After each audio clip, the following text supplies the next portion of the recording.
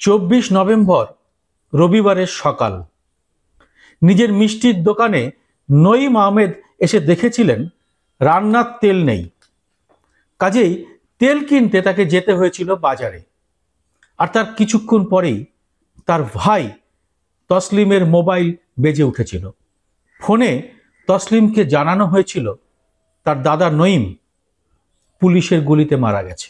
হ্যাঁ, নির্ভেজাল 7-5 না থাকা বছর 35-এর যুবক নঈম এবং আরও 3 জনের মৃত্যু হয় 24 নভেম্বর রবিবারের সকালে।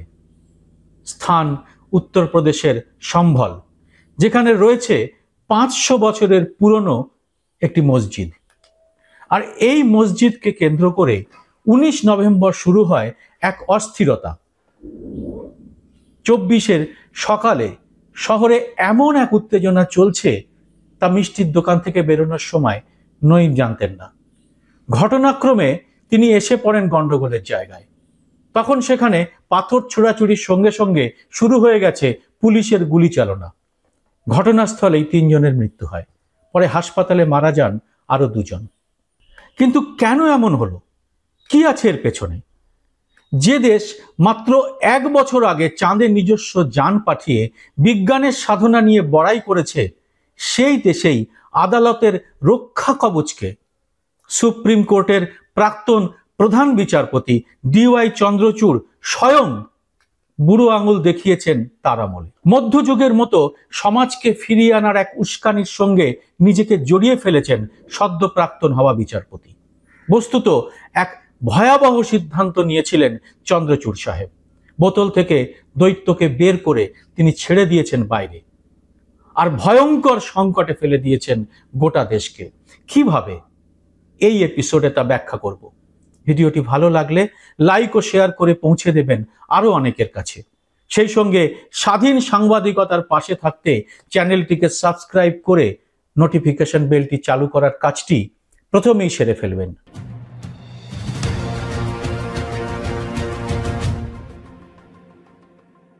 নমস্কার, সবাইকে স্বাগত। আমি সুব্রত বসু। চন্দ্রচূড় সাহেবের কীর্তির কথা বলতে গেলে প্রথমেই একটু পেছনের দিকে তাকাতে হবে। তাই পিছিয়ে যাচ্ছি 34 বছর আগে, মানে 1990 সালে। লালকৃষ্ণ আডবাণীর রথযাত্রার সময় 1990 সাল। আমরা তখন সবে সাংবাদিকতায় ঢুকেছি। এই সময় ভারতের রাজনীতিতে কমান্ডোলো তথা ধর্মের রাজনীতি প্রথম প্রকাশ্যে এলো এবং তা থেকেই রীতিমতো সাফল্য পেতে থাকলো বিজেপি। সে সময় কেন্দ্রে নরসিমহা রাওয়ের কংগ্রেস সরকার। মন্দির আন্দোলনের অভিমুখ অযোধ্যা হলেও তখনই অযোধ্যার পরের টার্গেট কাশী, মথুরা ইত্যাদির কথা বলা শুরু হয়ে গেছে। অযোধ্যা এক ঝাঁকি হ্যায়, কাশী মথুরা বাকি হ্যায়। এই ধর্মীয় আন্দোলন যাতে বাড়াবাড়ির জায়গায় না যায়, সেজন্য নরসিমহা রাও সরকার একটা আইন প্রণয়ন করে। তার নাম প্লেসেস অফ ওয়ারশিপ অ্যাক্ট 1991। এই আইন যে তার সময় থেকে অনেকটা এগিয়ে ছিল, এখন আমরা তা হাড়ে হাড়ে বুঝতে পারছি। কি আছে এই আইনে? এই আইন স্পষ্ট বলে দিয়েছে স্বাধীনতার সময়, মানে 1947-এর 15ই আগস্ট, যেখানে যে যে ধর্মের যা যা সৌধ বা ইমারত, মন্দির, মসজিদ রয়েছে, তার চরিত্র হুবহু একই থাকবে, তা বদল করা যাবে না। অর্থাৎ তার উপর কোনো আঁচ আনা যাবে না। কোনো রকম দাবি দেওয়া, কোনো রকম অশান্তি, কোনো রকম পুরনো ইতিহাস ঘেঁটে ঘুটে এই পরিবর্তিত সময় কোনো দাবি করা যাবে না। কোনো ধার্মিক স্থলের ঐতিহাসিক চরিত্র বদল করা যাবে না। তবে এই আইনে ছাড় দেওয়া হয়েছিল শুধু বাবরি মসজিদের বিষয়টিকে। তার যুক্তি ছিল, ওই মন্দির মসজিদ বিবাদ দীর্ঘদিন ধরেই চলে আসছে। প্রত্যেক শুভবুদ্ধি সম্পন্ন মানুষের ধারণা ছিল এই আইনের ফলে বাবরি মসজিদ রাম মন্দিরে রূপান্তরিত হওয়ার পর অন্তত মন্দির মসজিদ বিবাদ শেষ হলো, আর এই নিয়ে দেশের কোনো হিন্দু মুসলমান নাগরিককে প্রাণ হারাতে হবে না। এখানে একটু অন্য প্রসঙ্গ বলি। ভারতের মেইন স্ট্রিম মিডিয়া এখন মোদী সরকারের আমলে সরকারি প্রচার যন্ত্রের মতোই কাজ করে, কিংবা বলা চলে আরেকটু এগিয়েই কাজ করে। তাদের কাজ বিদ্বেষ বিষকে ভয়ঙ্করভাবে হাজির করে কিছু মানুষের মস্তিষ্ককে যুক্তিবুদ্ধির বাইরে নিয়ে ফেলা। এর নামই হয়ে গেছে গদি মিডিয়া। কিন্তু মোদী সরকার তো শুধু মিডিয়াকে দখল করেছে তা নয়, এই আমলে আদালতের বিভিন্ন রায় বলে দিচ্ছে আদালতেও মোদী সরকারের ছায়া রয়েছে। মূলধারার মিডিয়ার বদলে বিকল্প স্বাধীন মিডিয়া হতে পারে, কিন্তু আদালতের বদলে বিকল্প আদালত বা বিকল্প প্রশাসন তো আর হতে পারে না। তাই আমাদের দেশকে বারবার তার মূল্য চোকাতে হচ্ছে। 2024-এর রাম মন্দির উদ্বোধনের সঙ্গে সঙ্গে ভোট বাজারে রাম মন্দির আন্দোলনের প্রয়োজন ফুরিয়ে যায়। তারপর কি হয়েছে সবাই জানেন। লোকসভা ভোটে খোদ অযোধ্যাতেই বিজেপির হার হয়। অথচ মন্দির ইস্যুর মতো লোক খাপানো বিষয় তো এদেশে আর দ্বিতীয়টি নেই। ধর্মের সঙ্গে এখানে আধ্যাত্মিকতার কোনো যোগ নেই। ধর্ম এখানে একটা পলিটিক্যাল ইস্যু, তাই এটাকে জিইয়ে রাখতেই হবে। সুতরাং অন্য মসজিদ নিয়ে খোঁচাখুচি শুরু হয়ে গেল। শুধু মন্দির নয়, দিল্লির কুতুব মিনার বা সপ্তম আশ্চর্যের অন্যতম তাজমহল নিয়েও উৎপাত শুরু হলো। হিন্দুত্ব নামের একটি রাজনৈতিক বা আদ্যান্ত পলিটিক্যাল ধারণার সঙ্গে কিছু অশিক্ষিত এবং ধান্দাবাজ বাবাজিদের নিয়ে তৈরি হলো একটা উগ্র বাহিনী। তাদের কেউ গোরক্ষার নামে পিটিয়ে মারতে থাকলেন মানুষকে।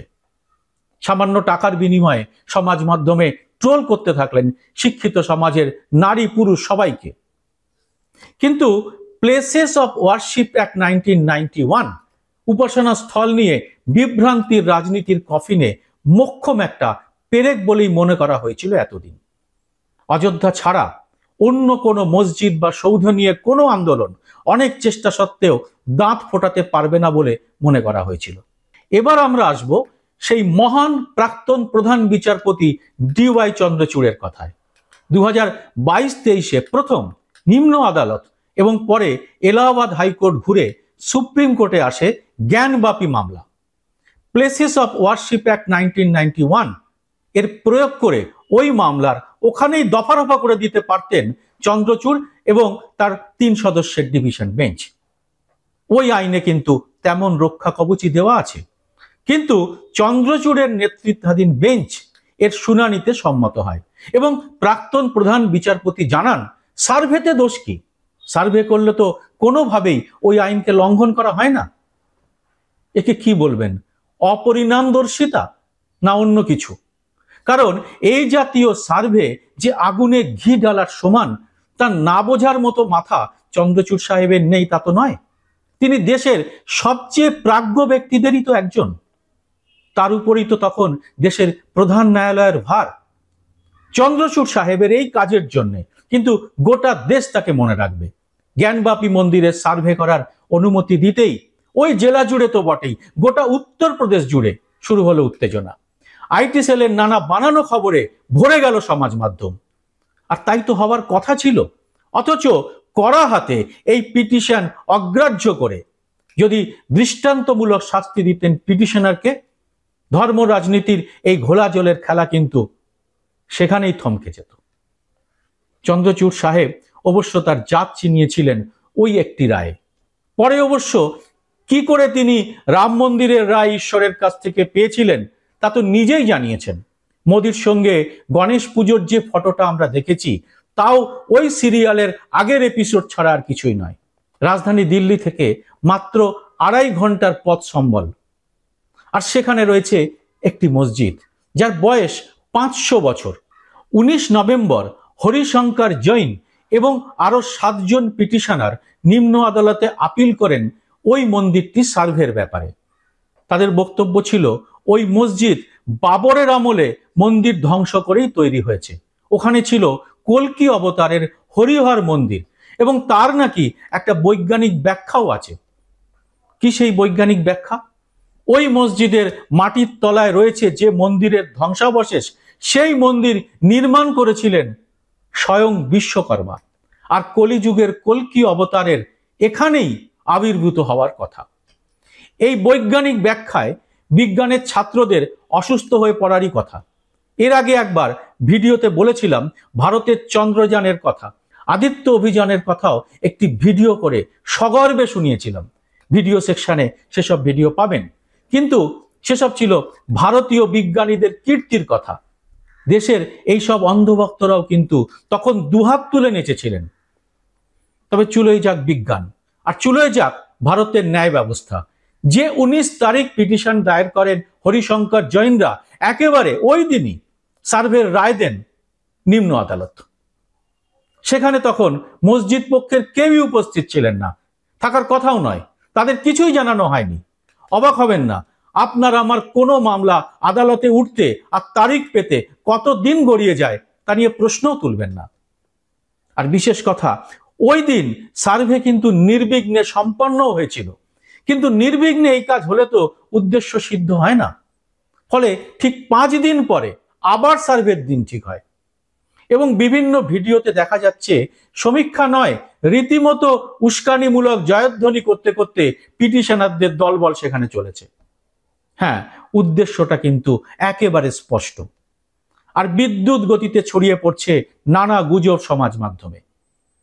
আর তার পরিণতি 5টি তাজা প্রাণের মৃত্যু, যারা আমাদের দেশেরই নাগরিক। অথচ ভারতীয় পুরাতত্ত্ব বিভাগ এই মসজিদকে protected monument of national importance ঘোষণা করে রেখেছে। এএসআই এর আগ্রা সার্কেলের মোরাদাবাদ ডিভিশনের ওয়েবসাইটে গেলেই এটা দেখতে পাবেন। তাহলে বিষয়টা কি দাঁড়ালো? আসলে এই ঘটনাটিকে শুধু একটা মসজিদ বা একটা শহরের ঘটনা ভাবলে বোধহয় ভুল হবে। এর বৃহৎ প্রেক্ষিতটা একটু মনে রাখুন। এই মুহূর্তে আদানির বিরুদ্ধে আমেরিকায় গ্রেপ্তারি পরোয়ানার পর বিভিন্ন দেশে তার বিবিধ প্রকল্প বাতিল হয়ে চলেছে। আদানির সঙ্গে স্বাভাবিকভাবেই জুড়ে গেছে দেশের প্রধানমন্ত্রীর নামও। ভারতের বাণিজ্য জগতের বিশ্বাসযোগ্যতা নিয়ে গোটা বিশ্বের কারবার মহলে প্রশ্ন উঠেছে। মণিপুর জ্বলছে। উত্তরপ্রদেশেও উপনির্বাচনে সংখ্যালঘু সম্প্রদায়কে কিভাবে ভোট দিতে বাধা দেওয়া হয়েছে তার ভিডিও ভাইরাল হয়েছে। বেকারি, গরিবি, মূল্যবৃদ্ধি চরম সীমায়, টাকার দাম চড়চড়িয়ে পড়ছে। দেশে বাড়ছে আমদানির খরচ। দেশের বৈদেশিক মুদ্রার ভাড়ার নিয়ে চিন্তা প্রকাশ করেছে খোদ রিজার্ভ ব্যাংক অফ ইন্ডিয়া। আর এর মধ্যে আবার শুরু হয়েছে সংসদের শীতকালীন অধিবেশন। সেখানে সরকার ইতিমধ্যেই বুঝিয়ে দিয়েছে যে সংসদে আদানি, মণিপুর কিংবা সম্বল বিতর্ক একেবারেই তুলতে দেওয়া হবে না। ভারতের নির্ভীক নিরপেক্ষ সংবাদ মাধ্যম বা গদি মিডিয়া এসব নিয়ে একেবারেই চুপ, তাদের এ নিয়ে কোনো প্রশ্ন নেই। সম্বলের আগুন যাতে না ছড়িয়ে পড়ে তার জন্য এখনই প্রয়োজন ছিল প্লেসেস অফ ওয়ারশিপ অ্যাক্ট 1991 এর পক্ষে প্রধানমন্ত্রীর একটি কড়া বিবৃতি দেওয়া, সবাইকে বলা এই আইন কোনোভাবেই লঙ্ঘন করা যাবে না, দেশটাকে বাংলাদেশের মতো অরাজক অবস্থায় নিয়ে যাওয়া যাবে না। কিন্তু তা কি হবে? এই এপিসোড আমরা শেষ করছি আমাদের প্রাক্তন প্রধান বিচারপতি ডিওয়াই চন্দ্রচূড়ের উদ্দেশ্যে একটি প্রশ্ন ছুড়ে। স্যার, এ আপনি কি করে গেলেন?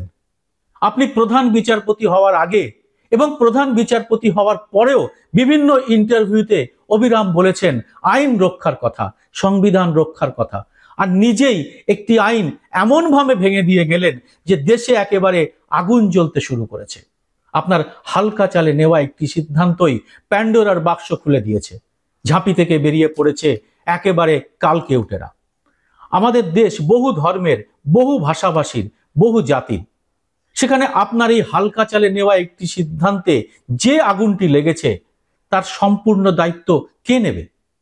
আর প্রধানমন্ত্রী নরেন্দ্র মোদীর সঙ্গে গণেশ পুজোর ছবি যখন আমরা দেখি, রাম মন্দিরের রায় নিয়ে আপনার হঠাৎ করা প্রকাশ্য মন্তব্য শুনি, তখন বুঝতে পারি কোনো কিছুই আসলে হালকা চালে আপনি করেননি। সবটাই কি পরিকল্পনা মাফিক? স্যার, দেশ কি আপনাকে এইভাবেই মনে রাখবে? আপনারা কিভাবে মনে রাখবেন এই মানুষটিকে জানাবেন কমেন্ট বক্সে। সেই সঙ্গে ভিডিওটিকে লাইক ও শেয়ার করে এই বার্তাটিকে আরো মানুষের কাছে পৌঁছে দিতে সাহায্য করবেন। স্বাধীন এই সাংবাদিকতাকে পছন্দ করলে চ্যানেলটি সাবস্ক্রাইব করে নোটিফিকেশন বেলটি চালু করে রাখতে ভুলবেন না। জয় হিন্দ, সত্যমেব জয়তে।